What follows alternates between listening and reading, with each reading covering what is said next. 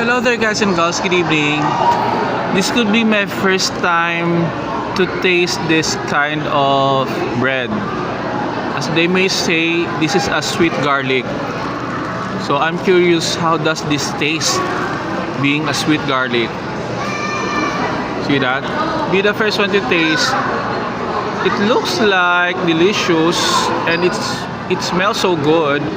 So come on, don't be shy. Eat it. Come on. How does it taste? Love it? So after you had your first bite, I'm gonna be the second one to bite. Okay, so come on. It's some kind of a long.